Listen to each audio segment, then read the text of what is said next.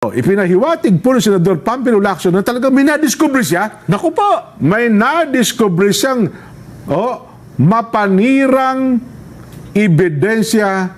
Ano sabihin ng mapanirang ebidensya? Ha? Sa kanyang investigasyon, sa umano'y illegal at irregular na mga proyektong infrastruktura sa Taguig City, Nelson. Di ba? Alam mo naman, Senador Ping Lacson, again, sabi ko nga sa iyo, magaling na investigador ito. Ay naman, oo. Dati itong Chief PNP, general ito. Oo. Oho. Hindi nga niya nakakuha yung mga contractors, kahit isa, wala eh. Ganon kahusay yan. Hindi, pero iginit po ng Senador Ping na humahaba ang listahan at lumalakas ang kaso na kanya natuklasan. Umuusbong daw po ang pagsusuri ng Senador Lacson sa mga proyektong infrastruktura sa Taguig na tinuturing na baluarte ni Senate Minority Leader Alan Peter Cayetano sa gitna daw po ng tumitinding pampublikong alitan ng dalawang senador.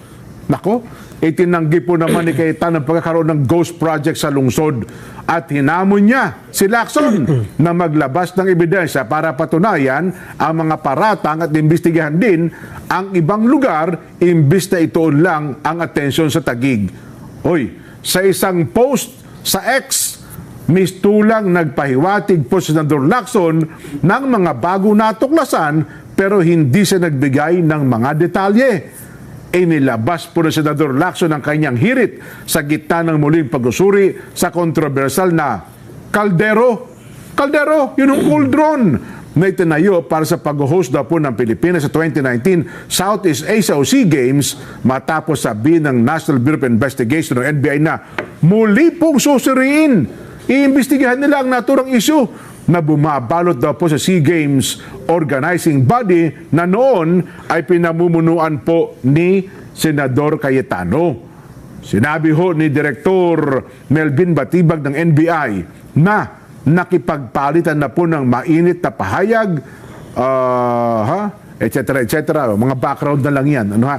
Pero so ngayon, ibig mo sabihin, joint force ng NBI at Senador Ping Lacson? Yes. Natuklasin itong mga bagay na ito? Oo.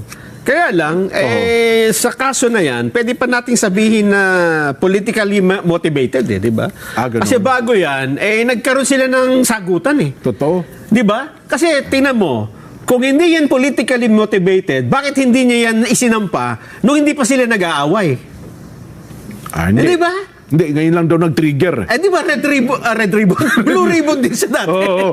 Hindi pa sila, hindi pa yun ang kanilang ano eh. Kung iniimbestigahan mo yung flood control, nakita mo na yung Taguig noon pa, di ba? Kasi nag-iimbestiga ka sa flood control. Bakit nung nag-away kayo, tsaka ka nagkaroon ng ebidensya laban sa kanya, di ba? Ngayon lang siya nagkaroon ng interest, saka naglitawan daw yung mga yung mga witness. Doon parang na yun, wala pa eh. Ayun ang sinasabi natin. Tapos diba? narinig ko pa sa isang panayam, sinabi niya kinukwestiyon niya kasi ang aking integridad eh. Oo. Binabahiran niya ang aking integridad. Kaya siya naghanap ng ebidensya. Yun ang, alam mo naman, yan ang pinoproteksyonan ni Senador Lacson. Ayaw niya na gano'n. Man of integrity yan eh. Pagka gano'n, diba? maghanap ka rin ng ebidensya dun sa mga kakampi mo. Halimbawa, Senador Rapi Tulfo, hanapan mo ng ebidensya. Maniniwala kami sa iyo na meron ka talagang integridad, di ba? Pero kung lahat lang ng kaaway mo, ang kakasuhan mo, iimbestigahan mo, questionable yung integridad. Hindi naman daw kinwestiyon ni Senador Rapi ang integridad. Ayun nga. Di ba? Ayun nga sinasabi natin, di ba? Nako. O kaya, hanapan mo rin si Erwin Tulfo. Kasi kung magiging tama yung isip ng marami na itong wala tayong mapapala kasi selective eh. Pinipili mo lang eh. Ganun diba? ba? Chinachani mo lang yung gusto mong imbestigahan at kasuhan eh. Ganun pala epekto. Ganun ang mangyayari.